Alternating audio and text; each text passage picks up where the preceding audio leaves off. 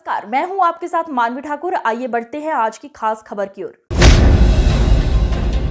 श्री रामलला के भव्य मंदिर में होने वाली प्राण प्रतिष्ठा को लेकर पूरे भारतवर्ष के लोगों में हर्षोल्लास का माहौल है। सभी राम भक्त आने वाली 22 जनवरी का बेसब्री से इंतजार कर रहे हैं। ऐसे में गुरुग्राम के लोग भी अलग अलग जगहों पर अक्षत कलश यात्रा निकालकर श्री राम के प्रति अपना स्नेह प्रदर्शित कर रहे हैं। ऐसे में आरएसएस गुरुग्राम के पदाधिकारियों ने उन सभी कार सेवकों को सम्मानित करने का निश्चय किया है जिन कार सेवकों ने 1992 में अयोध्या पहुंचकर श्री राम मंदिर के निर्माण के लिए प्रथम आहुति दी थी। इसी कड़ी में आरएसएस के पदाधिकारी कार सेवक बाबूलाल के घर पहुंचे और राम मंदिर की तस्वीर, अक्षत व चुन्नी चढ़ाकर बाबूलाल की धर्मपत्नी को सम्मानित किया। स्वर्गीय बाबूलाल के पुत्र ने मीडिया से मुखातिब होते हुए बताया कि उनके पिता ने भी कार सेवा में हिस्सा लिया था। हालांकि उनकी उम्र उस वक्त ज्यादा नहीं थी, तो यादें थोड़ी कम है, लेकिन आरएसएस के लोगों ने जो सम्मान उनके परिवार का किया है वह लोग इससे अभिभूत हैं। निमेश गुप्ता, जब ये 90 के दशक की बात है, जब मेरे फादर अयोध्या के लिए गए थे, जब मैं छोटा था, जब मेरे को थोड़ा थोड़ा याद है कि उस टाइम मंदिर के लिए हम वहाँ गए थे, जब दंगे भी हुए थे और बहुत ही मुश्किल से जो लोग गए थे वहाँ पर, सभी लोग पापा के साथी।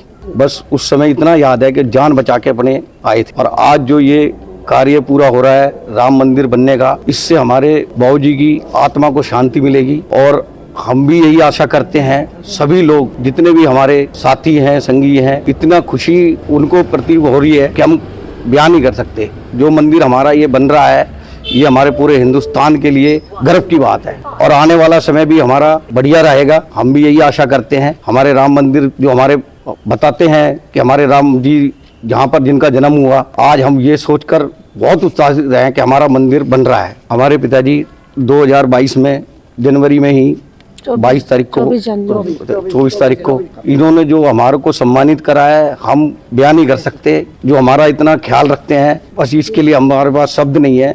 जो इन्होंने आज उत्साहित करा है, हमारे लिए प्रोत्साहित करा है और हमारे को सम्मान दिया है, बहुत आभारी हैं इनके। आरएसएस के पदाधिकारी अशोक दिवाकर ने राजनीतिक दलों को लताड़ लगाते हुए कहा कि राम तो सबके हैं, ऐसे में उनके नाम पर राजनीति करने से परहेज करना चाहिए। अशोक दिवाकर की माने तो पूरे भारतवर्ष के लोग 22 जनवरी को होने वाले श्री राम के विग्रह की प्राण प्रतिष्ठा की तैयारी कर रहे हैं। साथ ही इस दिन दिवाली का पर्व मनाया जाएगा। अशोक दिवाकर ने कहा कि संघ के लोग अभी तक 55 परिवारों को सम्मानित कर चुके हैं और 22 जनवरी तक संघ के लोग करीब 100 कार सेवकों या उनके परिजनों को सम्मानित करने का लक्ष्य रखा है। पदाधिकारियों के मुताबिक जिन लोगों ने श्री राम मंदिर के लिए लाठियां खाई और जेलों में रहे, आज उनका हक बनता है कि उन्हें सम्मान मिले। तो वहीं अन्य पदाधिकारी श्री चंद गुप्ता ने बताया कि तत्कालीन मंत्री सीताराम सिंगला की अगुवाई में गुरुग्राम से करीब 400 कार सेवकों का जत्था अयोध्या के लिए रवाना हुआ था और उन कार सेवकों को मुजफ्फरनगर के नजदीक रोककर बहुत यातनाएं दी गई थी। संघ के जितने भी सामान्य कार्यकर्ता हैं, हम 1990 में कार सेवा में गए वो लोग जिन्होंने लाठियां खाई, डंडे खाए और 16-16, 18-18 दिन जेलों में रहे, उन परिवारों को ढूंढ कर उनको सम्मानित कर रहे हैं। उनमें से बहुत सारे लोग ऐसे हैं जो इस धराधाम को छोड़कर स्वर्ग में पहुंच गए, लेकिन उनके परिवार तो है ना। हम एक एक के घर में जा रहे हैं। बादशाहपुर में, मानेसर में, गुड़गांव में अभी तक हमने 55 परिवारों को सम्मानित कर लिया है और 21 तारीख तक लगभग हमारी गिनती 100 तक हो जाएगी। और जितने कार सेवक थे जीवित बचे हुए हैं, वे सारे के सारे सम्मानित हो चुके होंगे, क्योंकि हमारा धर्म बनता है। 33 साल बाद हम उन परिवारों को जब पूछने जा रहे हैं तो उनके आंखों से आंसू रुकते नहीं, वो भावुक हो जाते हैं कि कोई तो हमें पूछने आया। लेकिन राष्ट्रीय स्वयंसेवक संघ एक ऐसा निस्वार्थ संगठन है जो कभी भी अपने किए हुए अच्छे कार्यकर्ताओं को छोड़ता नहीं। जो लोग इसको राजनीति का विषय बना रहे हैं, मैं दृढ़ता से कहता हूँ कि वो भारत के लोक मन को, लोक मानस को नहीं पहचानते। आज गंगा से लेकर आकाश गंगा तक सब कुछ राममय हो रहा है। संसार के सभी देश इस कार्यक्रम में रुचि ले रहे हैं। अनेक पार्लियामेंट्स में ये कार्यक्रम दिखाया जा रहा है। तो अगर कोई इसमें ओछी राजनीति करता है तो उनका दुर्भाग्य है। राम सबके हैं और सब में राम है। राम भारत का धर्म है और धर्म ही राम है। इसलिए जो लोग राम के ऊपर राजनीति कर रहे हैं, भगवान उनको सद्बुद्धि दे। हम इस कार्यक्रम को इसलिए कर रहे हैं ताकि लोग राम के महत्व को समझें और राम के अपने उनके संदेशों को अनुपालन करें। लगभग 15 नवंबर से 15 नवंबर 1990 से हमने कार सेवा के लिए गुड़गांव से लगभग 400 लोग गए थे, जिसमें बादशाहपुर, भौंसी, सोना, फरकनगर और गुड़गांव। तो क्योंकि गुड़गांव से बस चलती थी दिल्ली, और दिल्ली से सब रवाना होते थे। सब जत्थों के एक प्रमुख होते थे।